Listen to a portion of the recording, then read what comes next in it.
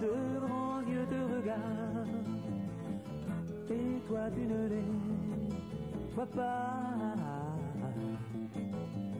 Tout là-haut dans le ciel, au milieu des étoiles, des gens vivent tout comme toi. Ça fait bien longtemps qu'ils sont venus pour créer la vie sur notre terre. C'est le premier homme qu'ils ont fait. Ils se sont mis à... Bonjour à toutes, bonjour à tous. J'espère que vous allez bien. Je suis Jean-Pierre Saunier.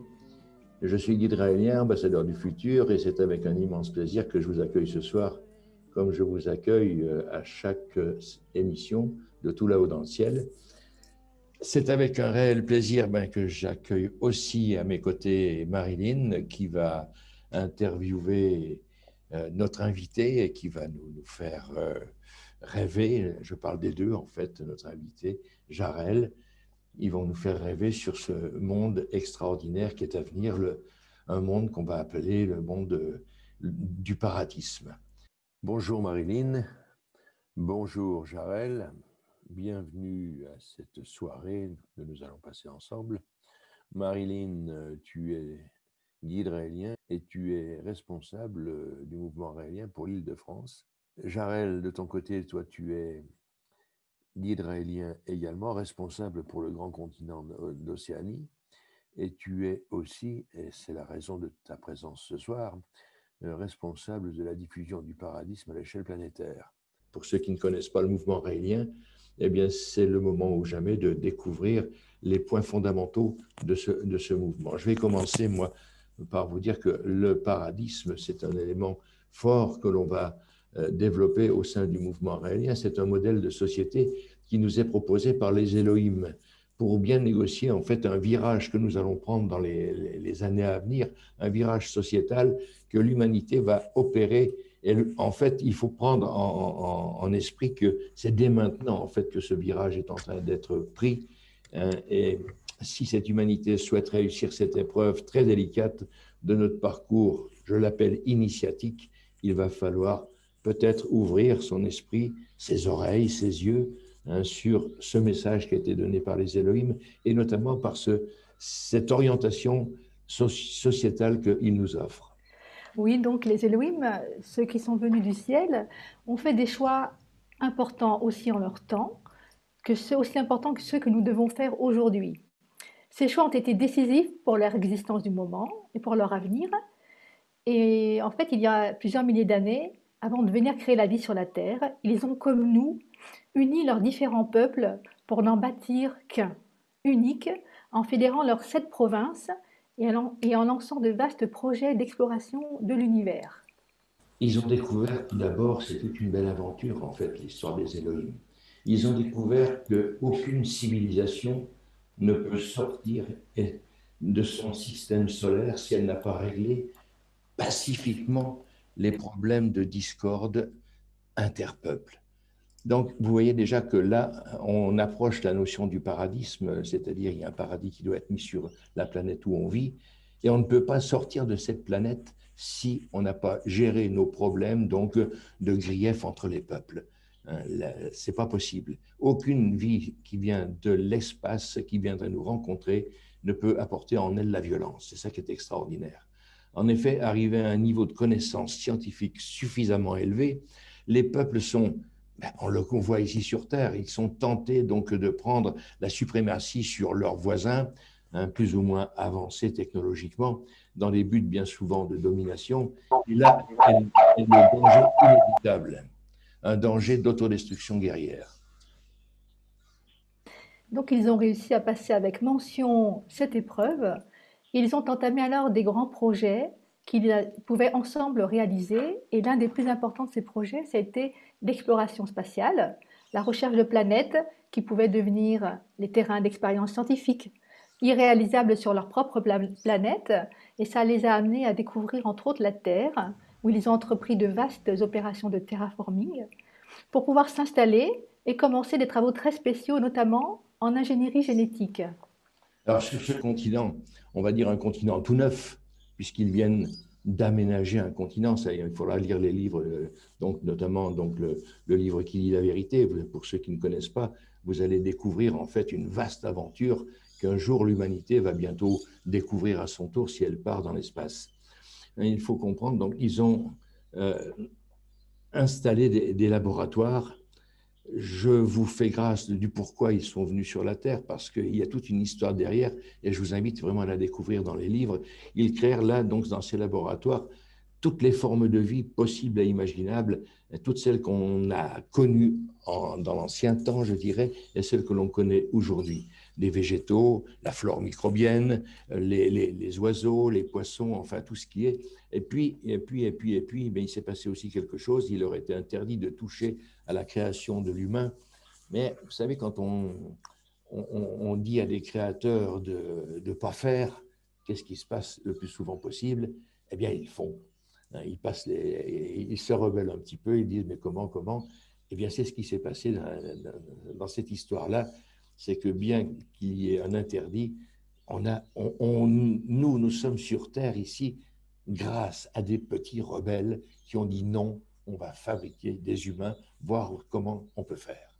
Et puis voilà, nous sommes la suite logique de ce monde, de créatifs, de créateurs, sur une planète toute vierge.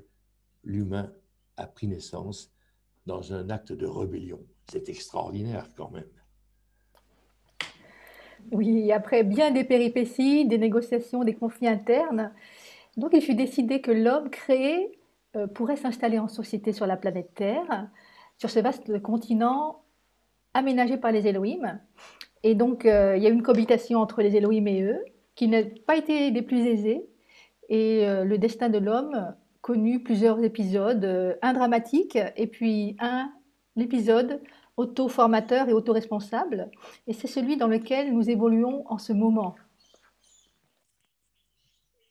Comme le dit Marilyn, c'était une période très délicate à ce moment-là, parce que, là encore, je vous invite à découvrir dans le livre, dans le message que les Elohim nous ont donné, ce qui s'est passé. Il y a eu des petits accros entre les humains et puis les Elohim, le créé et le créateur, le papa et l'enfant. Hein, comme toujours dans les familles, il y a toujours des tensions. C'est ce qui s'est produit. Les Elohim vont comprendre une chose, c'est que les humains ont besoin d'indépendance. Alors, ils décident de quitter la Terre et de laisser les hommes progresser par eux-mêmes. Ils vont cependant porter un regard qui va être présent, discret, tout au long de la progression, de la croissance de l'humanité jusqu'à ce jour, jusqu'à aujourd'hui. Ils vont regarder comment nous allons évoluer, la construction de nos villages, de nos villes, de nos continents et autres, comment on va le faire, en nous aidant. À chaque fois qu'un tournant était difficile, délicat, ils nous ont envoyé des guides. On les a appelés prophètes, c'était en fait leurs ambassadeurs. Ils étaient là pour transmettre à des patriarches, à des chefs de groupes de l'époque, des indications. Ils amenaient un messager qui disait « tu pourrais peut-être faire ceci ou cela plutôt que de faire ceci ou cela ». Les guides étaient là pour aider les humains à prendre les virages difficiles. Aujourd'hui, nous sommes à l'époque où nous sommes également à une époque d'un virage extraordinaire. Alors, comme Abraham, comme Moïse, comme Bouddha, comme Jésus, comme Mahomet, on a eu aussi le Bahaï, Kim Pavita, Joseph Smith, et puis une quarantaine d'autres qui sont venus sur la Terre guider l'humanité. Eh bien, nous avons aussi un guide qui est là. Il est arrivé en 1973, il a été missionné en 1973, adoubé en 1975, et il est là pour nous apporter le message, le dernier message des Elohim. Il n'y en aura plus d'autres, parce que l'humanité maintenant est prête à comprendre par elle-même, par la science qu'elle a développée, par toute cette connaissance et cette intelligence que nous avons entre les deux oreilles. Nous sommes capables de comprendre tous les messages mystiques qui ont pu être drainés jusqu'ici, et comprendre qu'en fait, le Dieu créateur était un être humain venu, enfin un groupe d'humains qui sont venus terraformer la Terre, et puis qui nous aiment et qui nous regardent et qui aujourd'hui nous attendent. Nous attendent avec d'autres civilisations extraterrestres qui sont là à dire est-ce qu'ils vont réussir? Parce que la notion, comme je vous le disais tout à l'heure, quand on a acquis une certaine force scientifique, on ne sait pas comment on va l'utiliser. La main, elle caresse ou elle frappe. La science, elle produit, elle donne du bonheur ou elle tue. Donc on en est, nous, à ce virage-là. Et là-haut, tout là-haut dans le ciel, bien, nous avons les Elohim, nos créateurs, nos pères qui sont là. Et puis d'autres civilisations qui nous regardent et qui disent, allez, allez-y les gars. Comme disait un général, je crois, allez petits gars, allez-y. Hein, on avance. Et ils attendent qu'on passe le cap. Un cap difficile, c'est vrai, celui de l'autodestruction, il faut la balayer, celle-là, et aller vers la progression. À nous de jouer. C'est à nous de jouer maintenant. Alors, ça c'est le monde dans lequel on est aujourd'hui, à se poser la question, qu'est-ce qu'il raconte Jean-Pierre là? Pour ceux qui ne nous connaissent pas, c'est fou, cette histoire. Ben oui, mais c'est fou. Regardez un petit peu toutes les cultures religieuses, hein, regardez les livres de toutes les religions et vous verrez que la notion de création est là. Et les scientifiques aujourd'hui, qui étaient des évolutionnistes notoires, terribles pendant les années précédentes, commencent à se poser la question et officiellement commencent à dire, mais ça ne cadre pas, c'est trop difficile la construction de la vie, ça ne peut pas être le fruit d'un hasard. Et les scientifiques aujourd'hui sont en train de commencer à penser au créationnisme, mais ils n'ont pas encore toutes les réponses et nous les avons. Et là, ce soir, pour ceux qui ne nous connaissent pas, vous avez ces réponses. On a été créés scientifiquement par des êtres venus d'une autre planète et qui nous ont confié la vie pour qu'un jour, à notre tour, nous prenions le bâton, le relais et partions dans l'espace pour aussi essaimer la vie. Ça fait partie du rôle de l'être humain dans l'infini du temps et de l'espace. Alors, si vous avez des questions, comment dire, Evelyne sera très heureuse de prendre toutes ces questions-là et nous les transmettre. Alors, aussi bien sur ce que je viens de vous dire, mais ce n'est pas la soirée. La soirée, ce sera la soirée paradiste. Donc, je vais vous laisser avec des spécialistes du paradisme qui vont vous développer tout cela. L'émission est enregistrée, elle passe sur YouTube. Donc, on va vous voir parfois dans les images. Si vous ne souhaitez pas que votre image passe, vous n'avez qu'à juste couper la caméra de manière à ce que vous ne passiez pas dans l'image. Voilà. Donc, des questions avec Evelyne, et puis voilà, en avant partout pour le grand voyage avec Jarel et Marilyn. Merci Jean-Pierre. Oui, le thème de cette soirée, ce sera justement l'éclairage que les Elohim ont donné à Raël sur une nouvelle forme de société qu'on peut appeler le paradisme. Et nous accueillons donc ce soir Jarel, qui est guide raélien de l'Océanie et responsable international de la diffusion du paradisme. Il est ingénieur. Donc merci Jarel d'avoir accepté notre invitation. C'est un grand plaisir. Merci Marilyn, merci Jean-Pierre. Donc, qui es-tu et qu'est-ce qui t'a amené à t'engager dans le paradisme? Oh là, ça remonte à très longtemps. C'est la lecture des messages dont Jean-Pierre a parlé, les messages de Raël qui décrivaient cette société paradisiaque des Elohim, toutes les sociétés avancées en fait dans l'univers, toutes les sociétés qui ont atteint le niveau technologique de la machine intelligente, ont des sociétés où il n'y a pas de travail, où il n'y a pas de l'argent, où les gens sont libres de faire ce qu'ils ont envie de faire.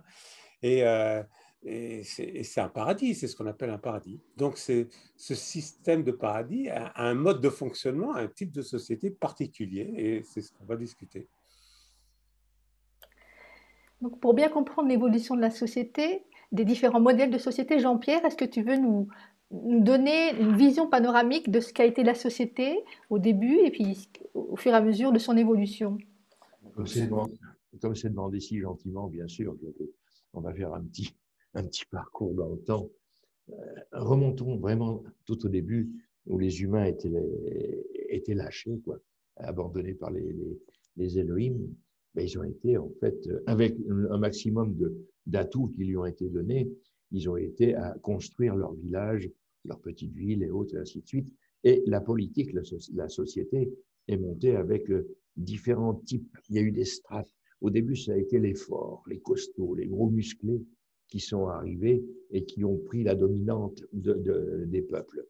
Ils ont eu des enfants, et leurs enfants, les enfants des forts, ont pris la suite en héritage. Ils n'étaient pas nécessairement si forts, mais ils avaient l'héritage qui était là et la notoriété qu'ils portaient.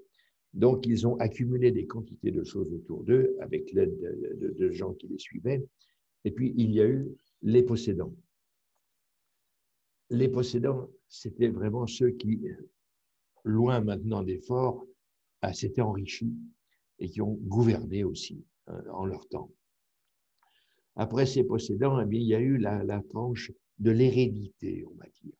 C'est-à-dire que ces possédants, leurs descendants, se sont donné une idée souveraine divine. C'était une hérédité divine, c'est la royauté qui est arrivée ici. Et puis, on a connu les royaumes. Des royaumes qui étaient là avec des vassaux, enfin des tas de choses que l'on connaît. Et le temps a passé, et on est arrivé à une époque où ces gens-là apprenaient des choses. Ils s'entouraient de gens qui connaissaient des choses, et bien sûr, leurs descendants ont appris toutes ces choses, alors que le peuple n'apprenait pas. Et ça a été le savoir qui est venu au pouvoir. Il y avait toujours cette notion donc d'une caste qui était en haut, qui prenait le tout, puis le peuple qui était toujours en dessous, mais avec des crescendo à ce niveau-là. Et puis, dernièrement, il y a un siècle et demi, on a eu une autre catégorie, c'était les exploitants. Les gens qui ont commencé à construire des vastes empires avec le savoir, la connaissance, la technologie. Ils ont pris le pouvoir sur toute la planète à ce niveau-là. On a construit aussi donc des écoles pour permettre à tout cet ensemble-là de parler le même langage. En France, on parle de l'ENA, avec les énarques, mais dans d'autres pays, on a des écoles qui sont similaires à cela. Et on a tout un ensemble de sociétés qui sont bâties sur le même schéma. On est sur un système passéiste, puisque c'est sur le savoir qu'on est en train de fabriquer le présent et peut-être un peu d'entrevoir le futur. Ces gens-là ont une intelligence remarquable, mais ils ont appris beaucoup de choses et puis ils sont enfermés dans une prison qui est celle du formatage des grandes écoles. Alors aujourd'hui, bien sûr, l'intelligence, elle est là, elle est bien garnie, mais le génie, oui, il est là, mais il manque quelque chose. Il lui manque un petit quelque chose en plus. Et cette société aujourd'hui souffre énormément parce que nous avons une intelligence remarquable qui est au gouvernement de tous nos pays. Il ne faut pas le négliger, la plupart de ces gens-là sont très intelligents. Pour entrer dans des écoles comme on les connaît aujourd'hui, j'en sais quelque chose, j'ai enseigné, et je peux vous certifier que quand il y a 1000 candidats pour 300 postes, c'est les meilleurs qui rentrent. Et puis une fois que ces meilleurs-là sont ensemble, ils arrivent à se battre entre eux pour être les premiers. Ce qui fait qu'on a des gens qui sont à la tête des gouvernements qui ont été formatés très tôt dans ces grandes écoles pour être les meilleurs, c'est vrai, mais en plus en compétition vis-à-vis des autres. Ce qui fait qu'on crée des cerveaux dans les écoles-là où on ne parle pas de l'humain, on parle du système, rien d'autre. Aujourd'hui, il est important que l'amour rentre dans l'esprit des gouvernants. Mais pour cela, il faut changer le cadre, un bon cadre donc de l'ensemble des écoles et de l'apprentissage. Alors, à nous de jouer, le paradisme peut être là pour ça. Marilyn. Merci Jean-Pierre. Donc le paradisme, apparemment, de ce que j'ai lu, il y a des points importants, 5 points importants, Jarel, qui vont amener à arriver à cette société nouvelle. Est-ce que tu peux nous parler de façon rapide de ces 5 points, en sachant qu'on va les développer tout au long de l'émission? Est-ce que tu peux nous faire un briefing sur ces 5 points? Mais je vais réagir sur l'amour, c'est quand même le plus important, l'amour. Au niveau biologique, on a 2 fonctionnements. On a soit on avance, soit on recule. Soit on est attiré par quelque chose, soit on est repoussé par quelque chose. Soit quand on est attiré, c'est un comportement d'amour, on est attiré, l'attraction. Et quand on quand on recule, c'est un comportement de peur. Et on a ces comportements, c'est des comportements biologiques. Il y a deux systèmes opératoires biologiques, c'est sympathique et parasympathique. C'est bien connu et toutes les espèces biologiques ont ces deux systèmes. Soit ils fonctionnent dans l'amour, ou soit ils fonctionnent par peur. Alors, eh bien, c'est pareil au niveau des groupes, des communautés humaines et au niveau des sociétés. Une société peut fonctionner dans la peur, les gens sont motivés par la peur, ou les gens sont motivés par l'amour. Et on a bâti des sociétés qui sont bâties sur la peur, où c'est le mode de fonctionnement de la peur qui régit ces sociétés-là. Et on le voit très bien. Aujourd'hui, c'est la peur de manquer. Ça a souvent été la peur de manquer. Et pour ceux qui possédaient, c'était la peur de perdre. Donc, tout le monde a peur. Les possédants ont peur de perdre et ceux qui ne possèdent pas ont peur de manquer. C'était en mode de survie. Et là, maintenant, on va arriver dans une nouvelle société, une société d'abondance. Donc, il n'y a plus ce mode plus besoin d'avoir peur de manquer, puisqu'il y en aura pour tout le monde. Il n'y a plus besoin d'avoir peur de perdre, puisqu'il y en aura pour tout le monde. On va être capable, avec nos machines intelligentes, de produire en abondance. Ça va changer complètement la société. On n'aura pas besoin de travail, on n'aura pas besoin d'argent, et donc on va pouvoir bâtir vraiment une société basée sur l'amour. Et bien, ça sera un amour qui sera universel et inconditionnel. Aujourd'hui, l'amour, c'est on aime sa famille, on aime sa patrie, et puis on est en compétition avec les autres communautés. C'est pas ça. Maintenant, il faut arriver à bâtir cette civilisation universelle basée sur l'amour, un amour universel, c'est-à-dire qu'on apprécie les différences, non seulement on les apprécie, mais on les encourage. Parce que le véritable amour, l'amour inconditionnel, c'est l'amour des différences. Je t'aime tel que tu es, avec tes différences, et encore plus parce que tu es différent, parce que tu m'apportes beaucoup plus que si tu étais pareil que moi. Si tu penses comme moi, si tu fais comme moi, si tu réagis comme moi, ben, l'anneau est inutile. L'humanité est magnifique, c'est ça, on est magnifique par la couleur qu'on apporte à l'humanité, par nos différences. Et il va falloir apprendre ça. On a été formaté par nos sociétés, par la peur, d'avoir peur de ce qui est différent. On a peur des Chinois, on a peur des Russes, on a peur du voisin, on a peur de la pandémie, des virus. C'est comme ça qu'on est gouverné, c'est comme ça qu'on est contrôlé. C'est comme des boutons. Quand on leur fait peur pour les contrôler, quand quelqu'un a peur, il est facilement soumis.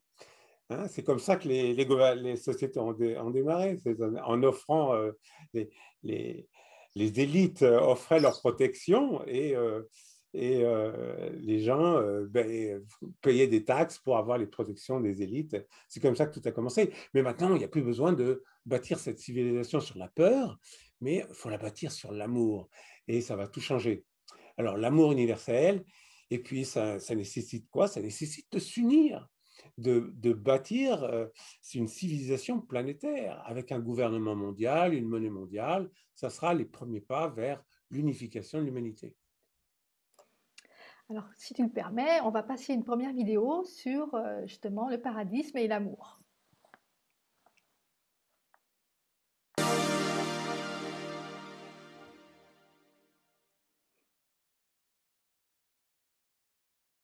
So paradism is a way to get rid of money, and when you get rid of money, you get rid of classes. There is no more a class war like Karl Marx was saying. It's communism, but when communism was created, it's supposed to have a class of rich people and a class of slaves. But thanks to technology, and we don't need anymore a working class. We can replace progressively the working class by machine, robots, computer, nanotechnology, and suddenly nobody has to work. Every human being should have the right, when he's born, to have food forever, social service forever, healthcare forever, and a house forever, without working, because the work can be done by robots and nanotechnology, computers, and all the new technologies coming out. So this is the end of the class war, the end of the separation between rich and poor. If before, with communism, suddenly everybody was poor. With the paradism, everybody is rich. How do we do the transition from capitalism to paradism? By revolting, with a peaceful, non-violent revolt. Just stopping, occupy Wall Street, occupy the street and say we don't want any more of this system. At the same time, this world revolution is happening everywhere thanks to the internet, which is great because it's for the first time connecting all the people of the world and the people of every continent at the same time say that's enough. We had enough. We work like slaves all our life to pay one house, then the bank can take the house if you stop paying. This is slavery. There is enough resources in the world to make everybody rich. Communism was making everybody poor, but thanks to technology, everybody is rich. What is to be rich? It's not to have a lot of things, it's just to have a life when you know you have a house forever, you have food forever, and you have a health service forever. That is to be rich. In this case, why should some people have more money than others? When everybody has the same, everybody is rich. And there is enough on this planet to have 7 billion of people, all with the same wealth, a beautiful wealth, which is having a beautiful life, and let the computer and the nanotechnology do the job. Most important thing in paradism is that it brings to people the most important thing in life, which is not owning anything, but being. When you have no need to work, to eat, then you develop spirituality, consciousness, happiness, love for each other. When you are slave, when you work for money and you want to have more money than the neighbor, more money than other countries, then you develop a mentality of happiness being connected with having. And that's not happiness, that's slavery forever, and create economic depression, which brings physical depression, mental depression. But when happiness is being, not having, we don't need anything. And then the level of happiness in the society, not only the happiness of the poor people, but also the happiness of the rich people, it's automatic. When everybody has enough, not too much, but enough, to have a place to sleep, to have enough food every day, without working, the billionaire will be happier and the poor people will be happier. So paradism creates paradise on earth. And what is paradise? Happiness. If everybody shares, everybody is happier. Those who haven't will be happier because suddenly they can eat, but also those who have, because for sure not one billionaire right now in this world, on this planet, can be happy when he sees homeless people and when he knows that every minute one child is dying in Africa because no food. Not one billionaire can be happy. So paradism not only make poor people happier, but make also rich people happier.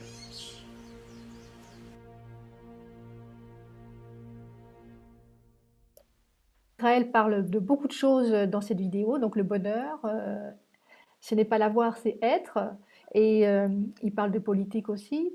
Donc le mot amour, en fait, c'est pas quelque chose qu'on trouve beaucoup dans les discours politiques actuellement, pas du tout même. Donc comment faire en sorte que ce mot devienne un standard dans les discours politiques pour faire avancer la société, Jarel? Comment on fait avancer la société, les politiques, en leur montrant l'amour? Comment on fait? Alors, eh bien, il faut comprendre le mode de fonctionnement de cette société.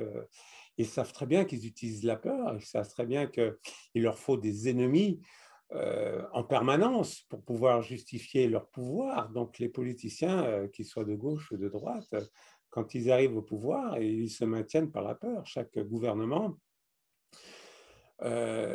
utilise la peur, et puis il faut donc expliquer ça à la population, de commencer à comprendre que, et arrêtons de se faire manipuler.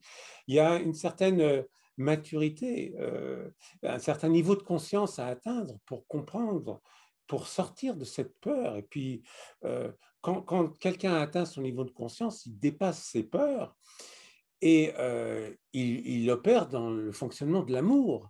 Donc, on fait ça au niveau individuel. Il faut que chacun individuellement, eh bien, s'éveille à l'amour, commence à répandre de l'amour autour de soi et à comprendre, à arrêter d'avoir peur.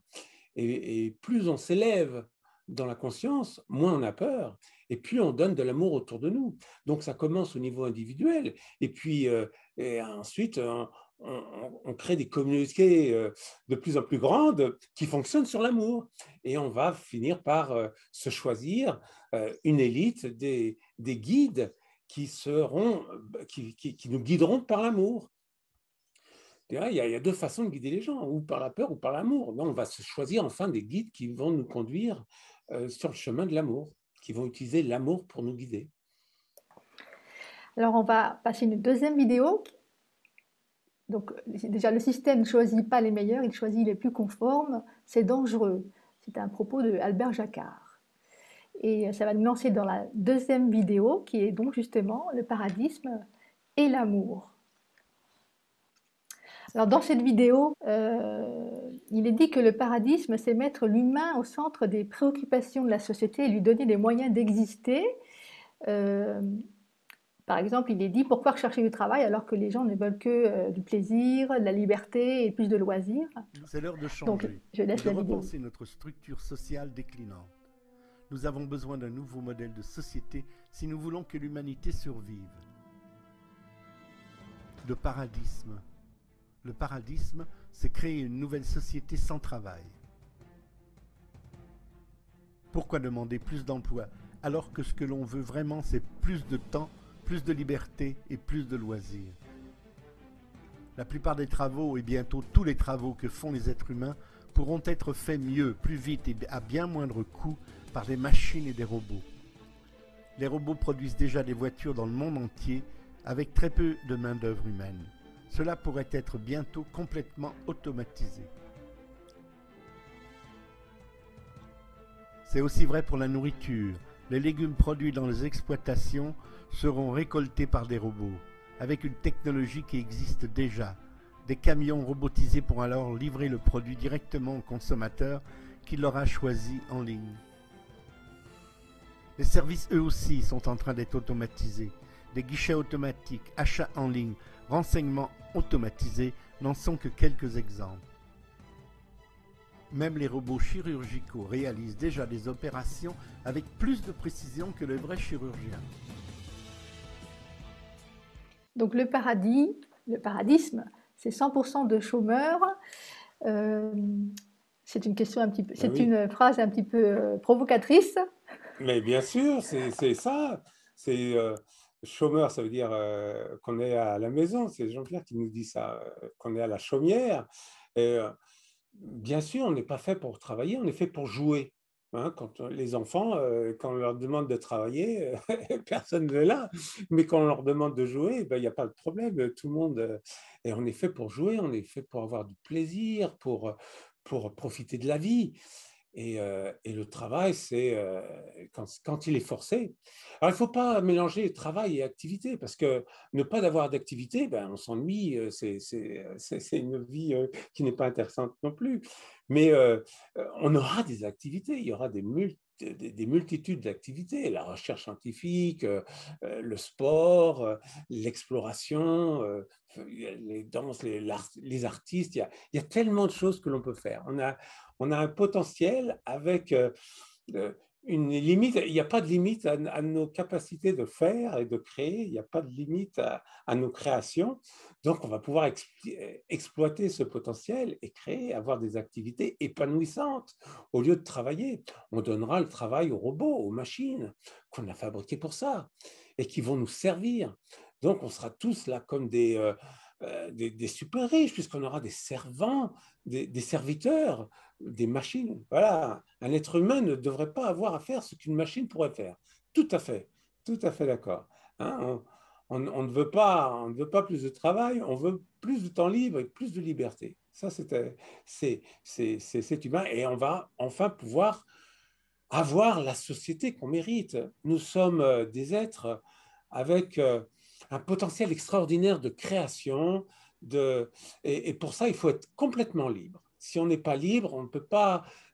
Un être humain, c'est un être qui est venu avec free will en anglais, avec la liberté de penser, de créer.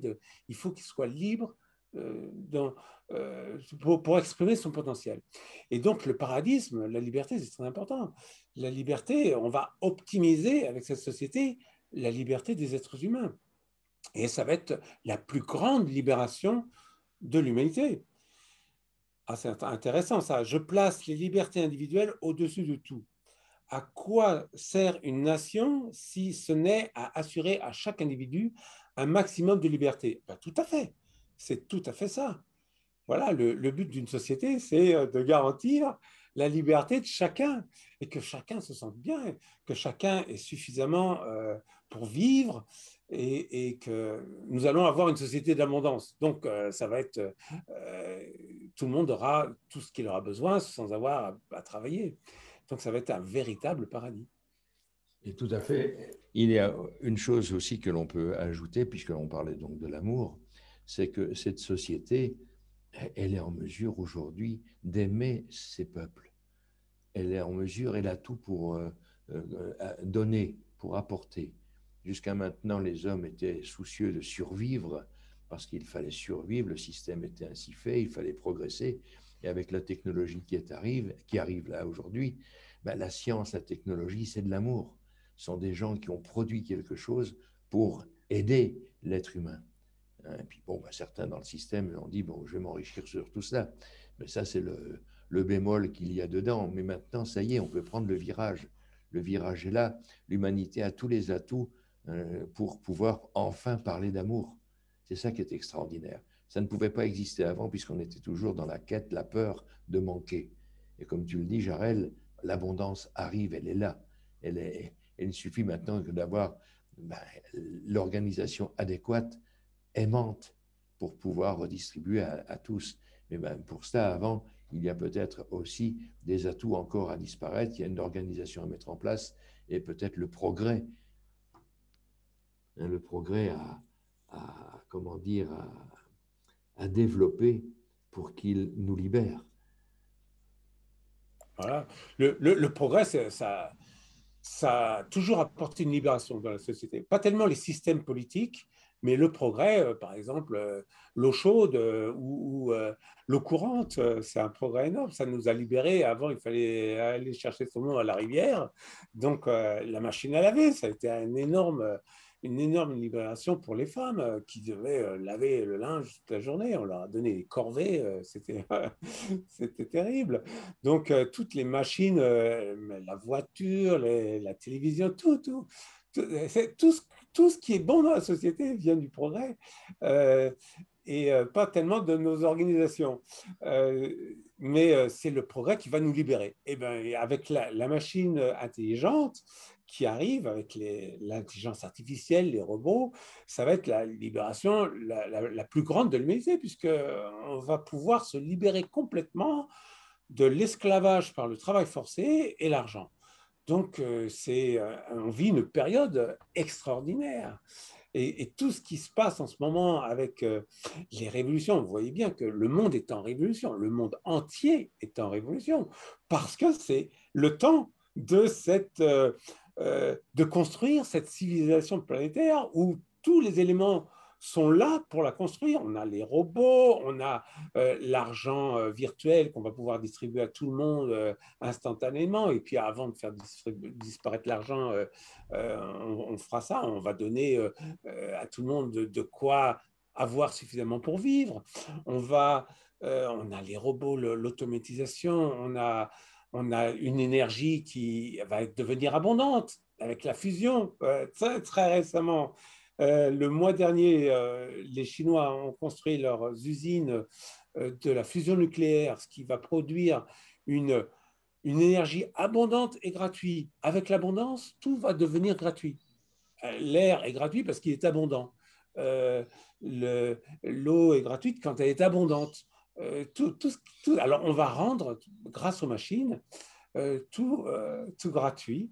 Et donc, il n'y aura plus besoin de travailler. Et ça va être, ça va être une grande libération extraordinaire grâce au progrès. Donc, les technologies qui sont importantes de développer, eh bien sûr, il y a l'automatisation, la robotisation, mais aussi la nanotechnologie et les biotechnologies. Et ça, c'est important parce que il va falloir construire une société qui soit sustainable en anglais, qui soit durable, qui soit écologique, en adoptant les mêmes principes de production que la nature. La nature produit tout ce dont on a besoin de façon biologique, de façon qu'elle se recycle. Il y a un procédé de recyclage naturel qu'on n'apparaît pas quand on regarde la nature, tout est beau, mais en fait, ça se passe dans le niveau d'infiniment petit, tout se décompose et se retransforme pour redonner d'autres êtres biologiques. Eh bien, il faut faire ça avec toute notre production. Comme ça, on ne produit pas de déchets. Les plastiques, on ne va plus utiliser des plastiques, ça va être des plastiques qui sont recyclables, qui sont faits de manière biologique. Donc, il faudra développer la nanotechnologie et la biotechnologie. Et ça arrive, toutes ces technologies sont là. Internet qui nous permet de communiquer et de nous interconnecter les uns les autres.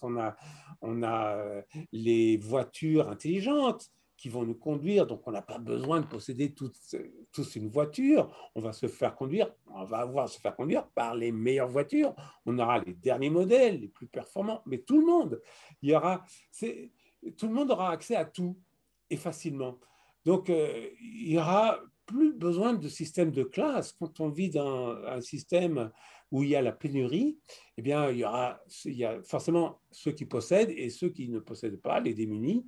Il y a un système de classe qui se met en place, mais quand on vit dans une société d'abondance, il n'y a plus besoin de société de classe, puisque tout le monde a accès à tout gratuitement.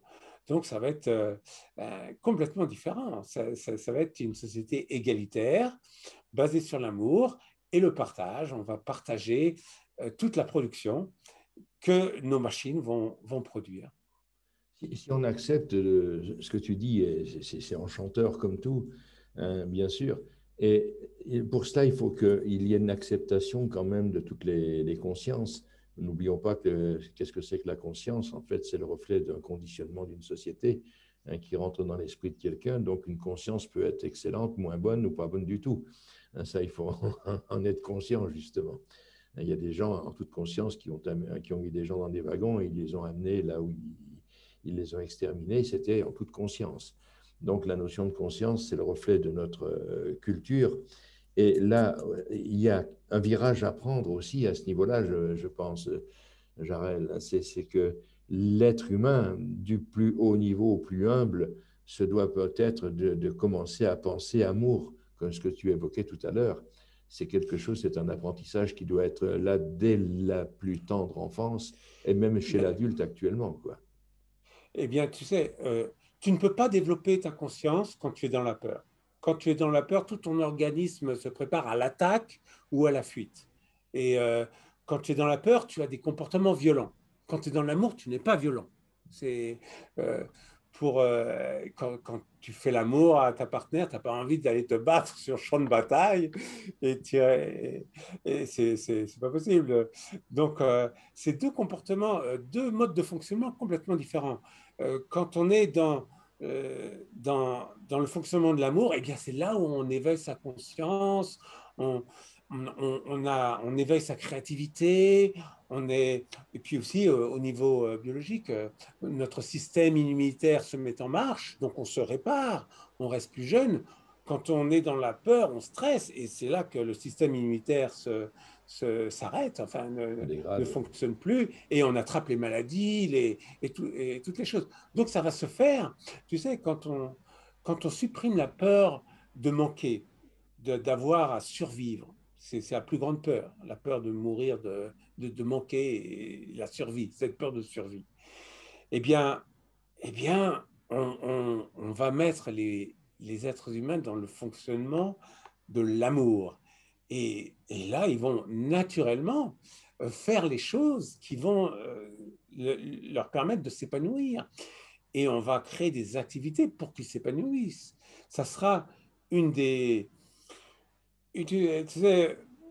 ça sera un des points majeurs, c'est l'épanouissement, une des valeurs majeures de cette société avec l'amour, l'épanouissement et le bonheur des individus.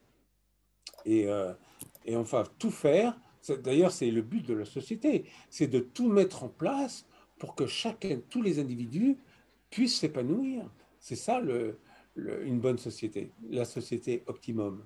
C'est la première fois dans l'histoire de l'humanité qu'elle a autant d'atouts pour réussir justement à passer cette étape-là. Oui. Voilà, tout à fait. Grâce à cette libération que va nous apporter la technologie. Alors j'aimerais bien qu'on regarde le petit film sur le progrès. Steve, si tu veux bien le mettre. Et après, on répondra aux questions.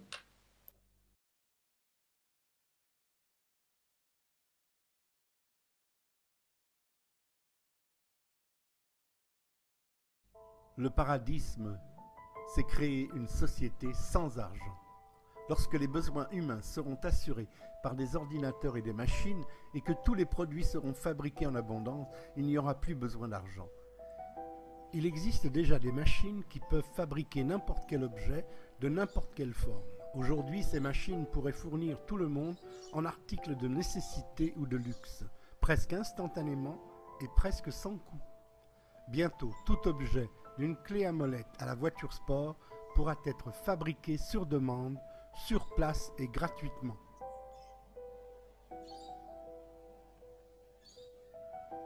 Le paradisme ne laissera pas les bénéfices de la technologie profiter seulement à un petit groupe de personnes. Les ressources, le savoir et la technologie ne seront pas la propriété d'intérêts privés.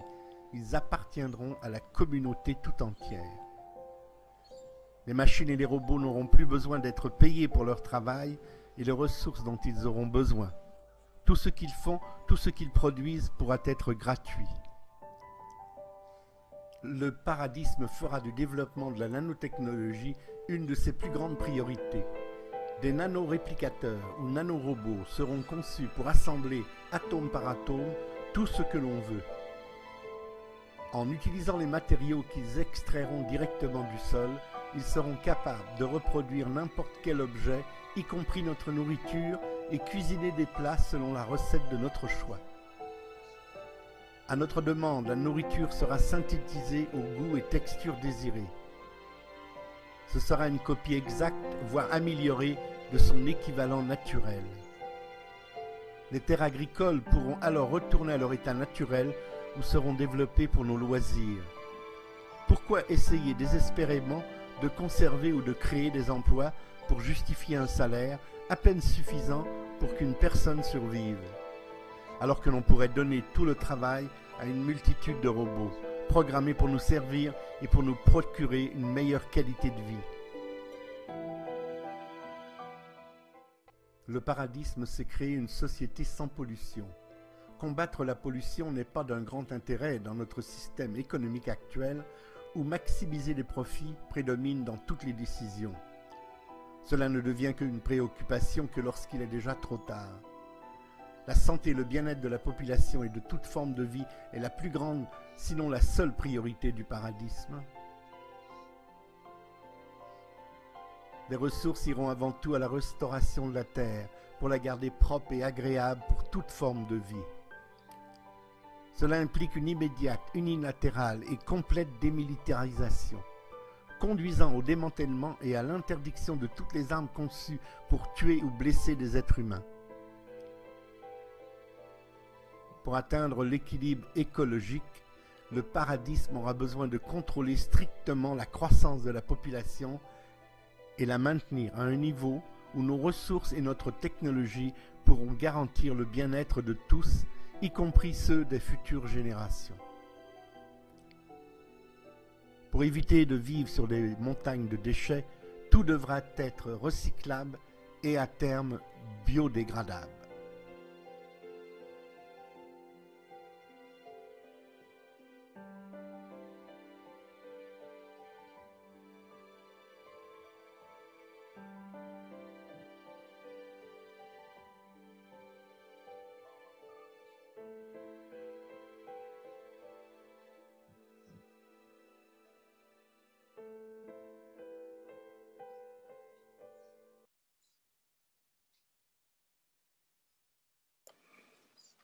Donc tout devra être recyclable et à terme biodégradable. Donc on comprend très bien que la science qui est en train de travailler dessus va y arriver. Mais il y a deux points qui m'interpellent dans cette vidéo. D'abord, j'aimerais te les soumettre, donc soit Jarel, soit Jean-Pierre. Donc le contrôle de la croissance de la population, c'est un sujet très sensible. Comment faire cela? Et ensuite, la démilitarisation. On a l'impression que ce sera une évidence, alors qu'aujourd'hui, les pays ont du mal à signer un simple traité d'interdiction des armes nucléaires. Qu'est-ce qui ferait que dans le paradisme, les pays n'auraient plus besoin, n'aient plus envie d'avoir des armes? Oh, ok. Ben, ils n'auront pas le choix. On a atteint un tel niveau d'armement, avec cette bombe atomique qui est capable de détruire toute la vie sur la Terre. On sera forcé de s'unifier ou sinon on détruit tout. C'est ça.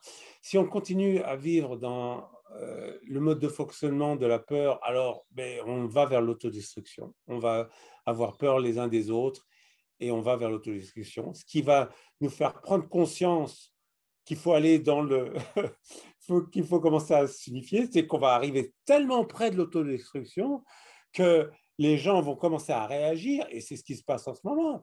J'espère que ça va se passer bien, parce qu'il va falloir que la population ait rien à dire et enlève ces élites qui nous gouvernent pour placer des élites ou un système qui nous permettent de fonctionner avec l'amour et de s'unifier.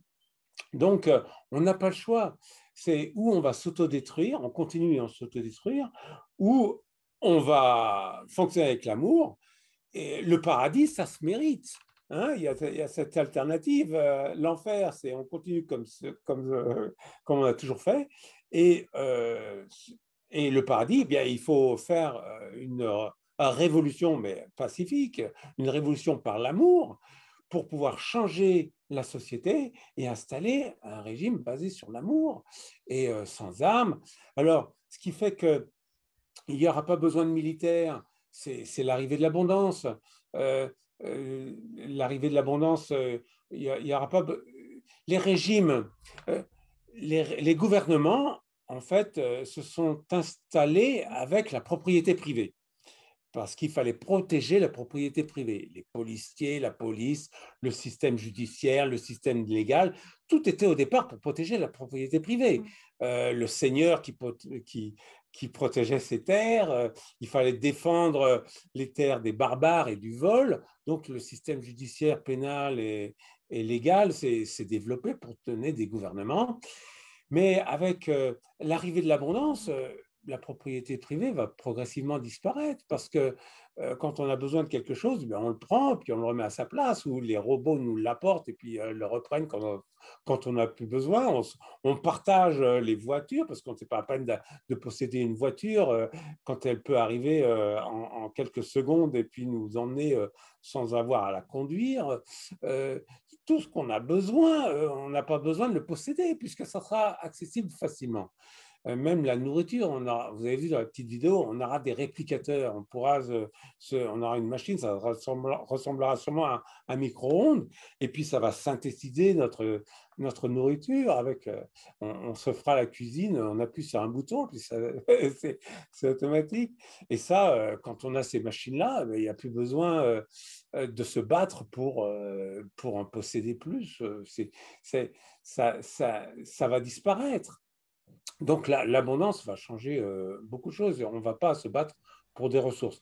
Alors, pour arriver à l'abondance, eh bien, il faudra aussi contrôler la population. C'est inévitable. On ne peut pas tous vivre avec un mode de fonctionnement d'abondance si on continue à augmenter la population. On est déjà, je pense, et ça, il faudra le déterminer scientifiquement, je pense qu'on a déjà dépassé la limite qui nous permettrait tous de vivre avec un niveau avec un standard, un niveau de vie convenable. Si on donne tous le même niveau de vie en ce moment à tout le monde, un niveau élevé, eh bien, on n'a plus assez de ressources. Aujourd'hui, la planète. Aujourd'hui, il est dit qu'au mois de l'année qui vient de passer, au mois de juillet, nous avions consommé toutes les ressources que la planète peut nous donner. Hein, voilà, donc il faut déjà 2 planètes. Il faut déjà 2 planètes pour une année. Au mois de juillet, à la moitié de l'année. On consomme déjà 2 planètes. Donc si on donne le même niveau de vie à tout le monde, ça sera pas, c'est pas possible. 5 pour les un niveau élevé à tout le monde. Donc il va falloir réfléchir et on va demander à nos scientifiques de résoudre le problème. La science va, on va devoir et pouvoir contrôler les naissances. Et c'est une des priorités. Parce que toutes les guerres et ce sont des guerres de ressources. C'est pour s'accaparer les ressources, le pétrole, l'or. Ça a toujours été des guerres pour s'approprier des territoires et des ressources. Donc, il faudra avoir le niveau de population, trouver scientifiquement quel est le niveau de population qu'il faudra atteindre pour cette société d'abondance et régler le problème, mais consciemment, de façon, on va pas tuer des gens pour ça. Non, il va falloir limiter les naissances et trouver un moyen d'arriver à stabiliser la population au niveau qui nous permettrait cette société d'abondance. Oui, c'est un choix qui va être sensible, bien sûr, hein, puisque les Chinois l'ont fait pendant quelques dizaines d'années. Ils sont arrivés à une stabilité qui était intéressante. Maintenant, ils l'ont abandonné, hein, leur principe, et on voit que ça reprend une vitesse assez forte au niveau de la population. Il y aura un choix. Là, il y a une culture, je dirais, intellectuelle, affective et autres qu'il va falloir mener pour que les gens comprennent bien la nécessité de passer par un autocontrôle des naissances, que chaque individu puisse dire, attention, est-ce que je suis en mesure de pouvoir assurer, tant que l'argent existe, la société existe comme elle est, assurer la vie de ma descendance. Là, il y a quelque chose qui est à entretenir. C'est une éducation, quoi, à ce niveau-là. C'est avec la guerre nucléaire, la surpopulation est le plus grand danger, ce sont les plus grands dangers de l'humanité. C'est les seuls obstacles à l'arrivée du paradisme. Parce que le paradisme, c'est le système de société d'une civilisation avancée. Quand on a atteint l'âge où on est, le niveau où on est maintenant, eh bien, c'est le système qui va se mettre en place. C'est intéressant ça. C'est le système qui se met en place. C'est-à-dire à chaque niveau de progression de l'humanité, il y a un système optimum. Le capitalisme a été optimum pour faire de la croissance. Tous les systèmes comme ça ont été optimum. Celui qui arrive, maintenant, c'est le système du paradisme qui est optimum pour le niveau de civilisation ou de technologie qu'on a atteint. Mais donc, le seul obstacle, les seuls obstacles, ça sera la destruction par la guerre nucléaire ou la destruction de l'écosystème par la surpopulation.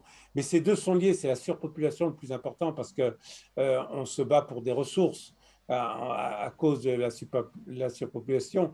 La dernière guerre sera la guerre causée par la surpopulation. Donc, c'est une des priorités qu'il faut adresser, la surpopulation.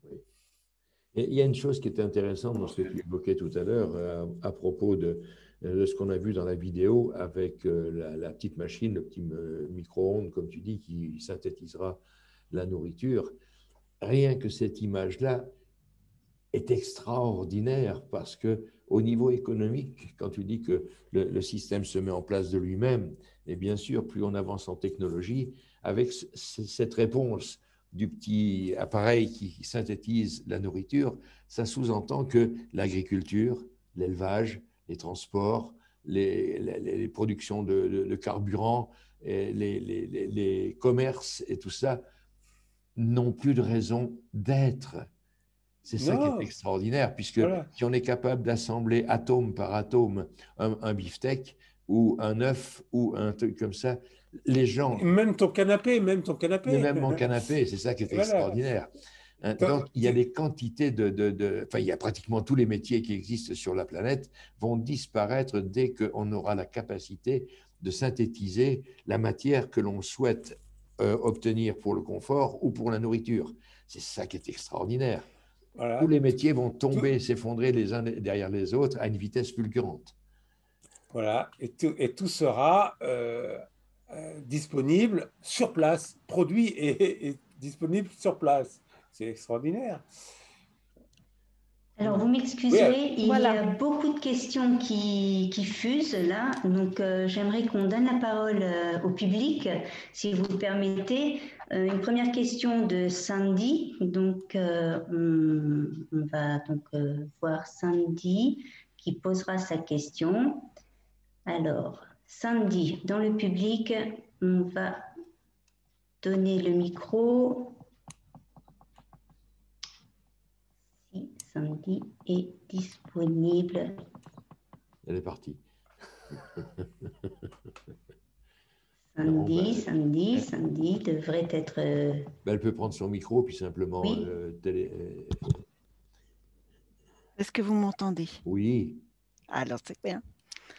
Donc, oui, je rebondissais parce que, Jarel, tu disais que tout allait être fait par des robots. Mais toi et les autres intervenants, vous croyez vraiment que les robots pourraient faire tout à la place de l'être humain, tout à la place de l'œil et de la main de l'homme, avec un grand H, bien sûr. mais il y a, tu sais, nous, on aura des robots biologiques.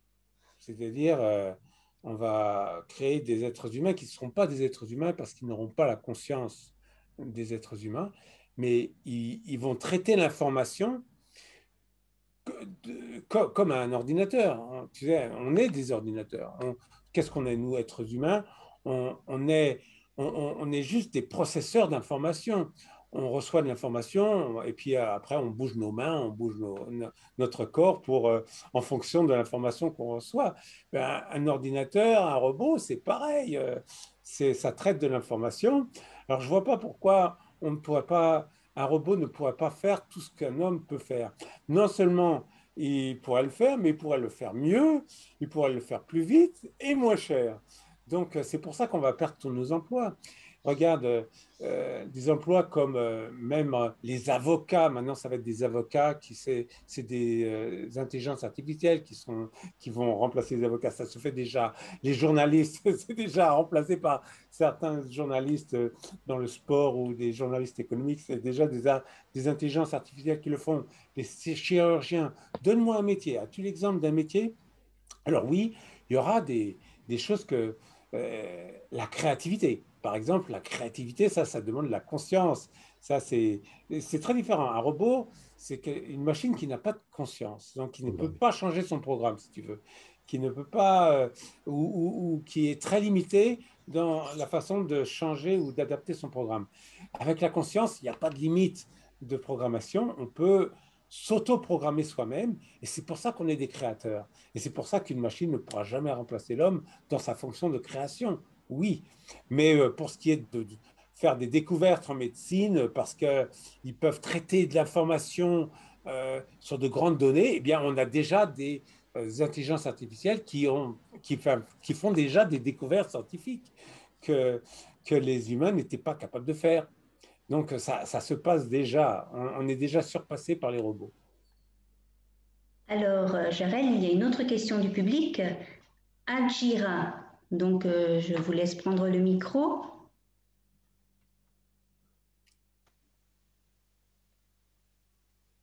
Il faut appuyer sur le petit bouton en bas à gauche.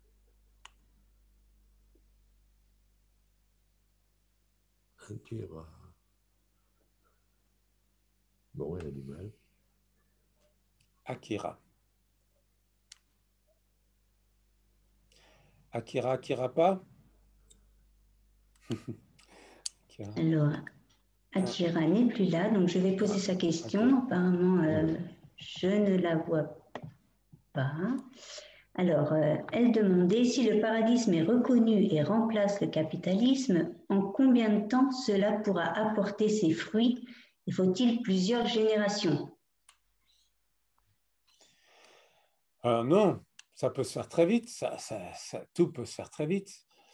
Regarde, le communisme s'est installé en quelques années, en moins de 10 ans.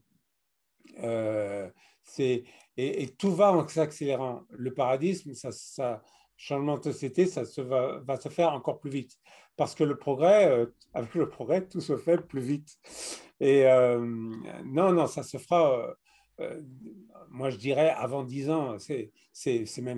Ça peut se faire très rapidement. Déjà, une des premières étapes, ça sera le partage. On va devoir abandonner le capitalisme, puisque le capitalisme, c'est un système qui repose sur la compétition, et le système du paradis, c'est un système qui repose sur le partage. On va partager les moyens de production. D'ailleurs, j'avais une slide si on peut voir la slide du Monopoly. Si jamais il en... Ah ben voilà, tiens, j'ai préparé ça. Le capitalisme, c'est comme le jeu du Monopoly. Hein, c'est celui qui habitera les beaux quartiers et qui possédera les moyens de production les plus profitables, qui va pouvoir tout acheter et ruiner tous les autres. Ça, c'est le principe du capitalisme. Alors, on ne perd pas au capitalisme, on ne perd pas parce qu'on est paresseux, mais parce que pour pouvoir gagner, il faut que tous les autres perdent. C'est ça le problème de la compétition, il n'y a qu'un gagnant et le reste, c'est des perdants. Avec le paradisme, eh bien, c'est le partage. Hein, on va partager les moyens de production pour qu'il n'y ait que des gagnants. Ça ne sert à rien à ce que les gens possèdent des usines, leurs propres usines, et parce que tout le monde va pouvoir avoir ses propres moyens de production, cette petite machine qui leur produit tout sera accessible gratuitement. Donc le capitalisme va disparaître et ça peut se faire très vite. Un changement de société, ça se fait en quelques années. Alors, il y a une autre question de Soura. Je laisse la parole donc à Soura. Votre micro. Bonjour Pierre et bonjour à tout le monde. C'est Soura qui... Il faut parler plus fort dans le micro. Hein. Bonjour, vous me recevez mieux? Oui, c'est bon. Ok, bonjour Solnier, bonjour Jarel et à tous. La question, j'ai posé deux questions, mais qui se tiennent l'une et l'autre. À quoi sommes-nous prêts donc à renoncer pour que les richesses déjà existantes puissent profiter à tous, puisque déjà les technologies nous les offrent tous, nous offrent tout aujourd'hui. Et donc, dans la même lancée, on est dans une société, j'aurais dit, on n'est pas dans une société de manque, mais je pense que plus nous sommes dans une société qui a une équation de distribution plutôt que de manque. C'est vrai que je souscris avec vous que la surpopulation est un danger très, très sérieux pour notre société, pour le monde actuel et qu'il faut le contrôler. Mais déjà, je pense que nous sommes dans un problème de distribution, mais pas de manque de richesse. Voilà un peu ce que je voulais apporter comme élément de réflexion.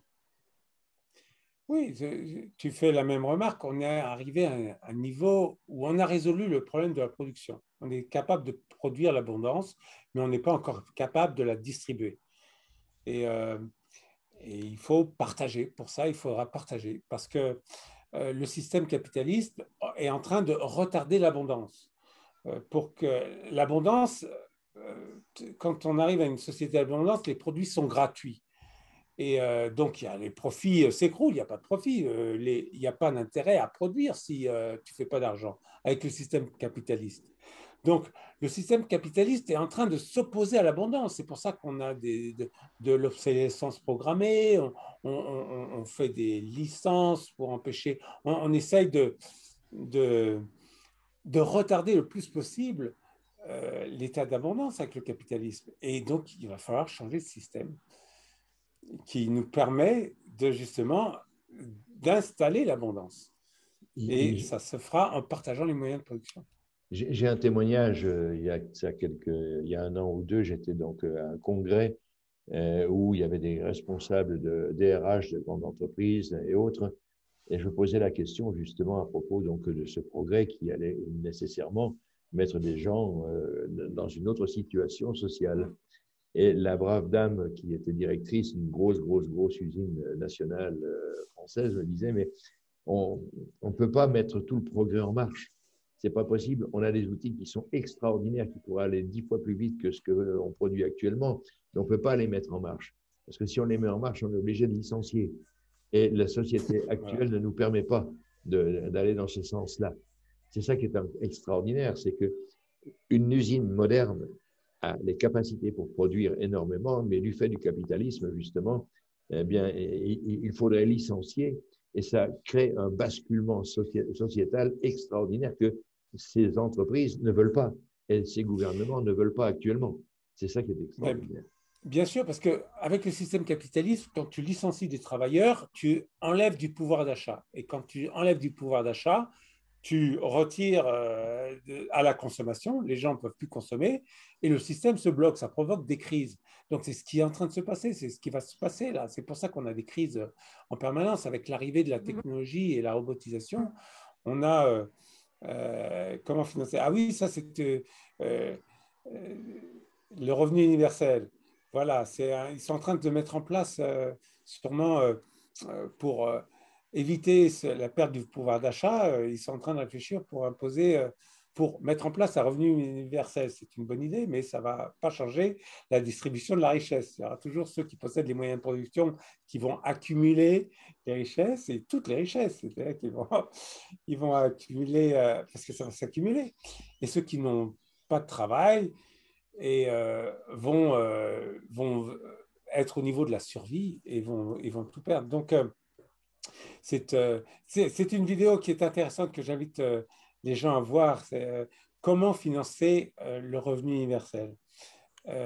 C'est intéressant parce que ça explique bien le fonctionnement du capitalisme et qu'est-ce qu'il va falloir faire pour justement faire cette transition avec le paradisme.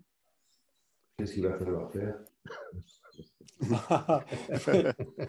Il va regarder cette vidéo, mais on a parlé de l'amour, mais on a parlé du partage. On a pas, au niveau économique, ce qu'il va falloir faire, c'est il y a plusieurs choses, mais une chose importante, ça va être la nationalisation des moyens de production, sans introduire le communisme, avec un système de location.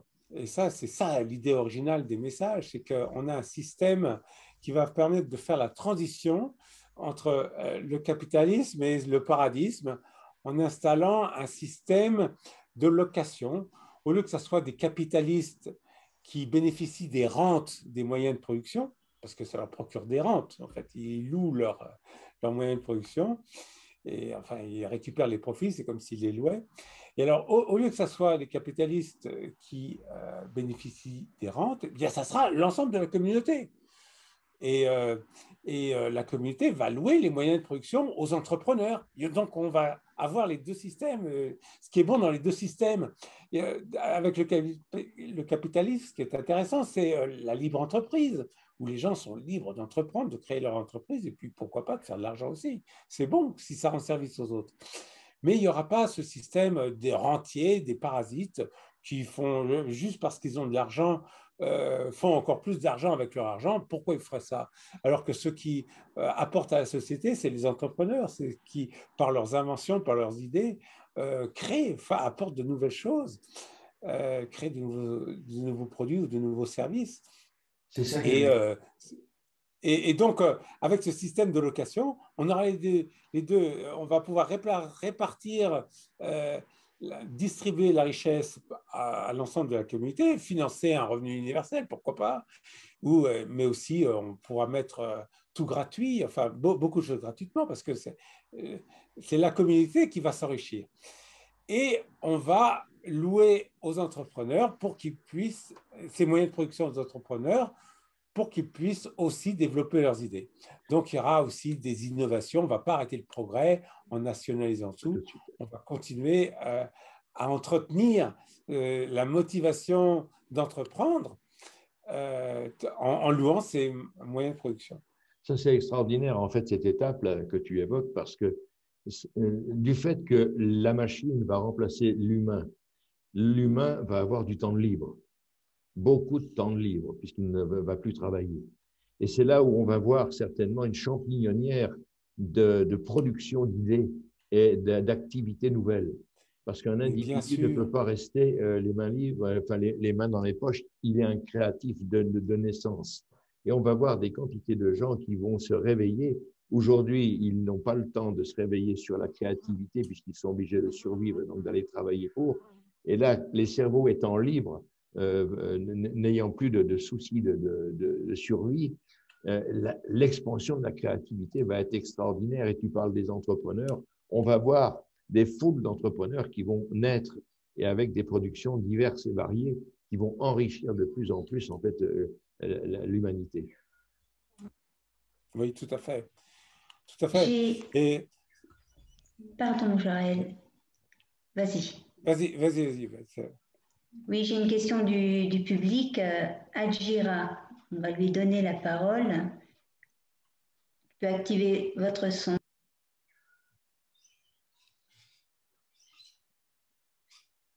Non, elle n'arrive pas. Plus fort, on ne vous entend pas, Adjira. Bonsoir. Est-ce que vous m'entendez? Oui. Bonsoir à tous et à toutes. Par rapport à ce que je viens d'entendre, donc le paradisme, est-ce que c'est un autre mode de politique? Est-ce que c'est une nouvelle politique? Si oui, est-ce que comment sera-t-il voté? Je vais relire les... Alors, comment sera-t-il voté? C'est un système de société. C'est le capitalisme, est-ce que c'est de la politique? C'est un système de société. C'est la façon dont on va gérer et distribuer nos ressources. Ça va se faire, on va mettre en place des machines intelligentes pour administrer la société. On ne va pas se préoccuper de savoir combien il faut produire de pommes de terre, d'extraits, combien il faut faire produire de voitures, etc. Tout ça, toute cette administration-là, ça sera fait par des machines, par une intelligence artificielle. Donc, il y a beaucoup de choses qu'aujourd'hui les gouvernements font et décident qui seront remplacées par des machines, parce qu'un politicien, il ne peut pas avoir toutes ces données dans la tête pour savoir combien il faut produire et en quelle quantité et à qui il faut donner et qui en a besoin. Donc, ça sera fait par une intelligence artificielle. Les gens vont demander à leur... comme ça, comme si c'était sur Internet, oh, j'ai besoin de ça aujourd'hui, prépare-moi ma voiture, fais-moi mes courses, ils vont discuter. Et ça sera fait au niveau individuel. C'est-à-dire que cette intelligence artificielle va répondre aux besoins de tous les individus, un par un, et pas collectivement. Donc, ça sera tout le monde, on n'aura pas besoin de représentants, si tu veux. Les politiciens, c'est pour nous représenter. Mais là, on est en contact direct avec l'intelligence artificielle pour lui dire, ben voilà, j'ai besoin de ça, j'ai envie de ça, etc. Et l'intelligence artificielle va tout organiser pour répondre à nos désirs.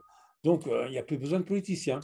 Par contre, eh bien, on va se choisir des guides comme des guides spirituels. L'humanité, on se choisit des guides pour développer, pour nous aider à nous développer dans les directions qu'on se choisit. Donc, on sera dirigé par plutôt des guides spirituels qu'on se choisira.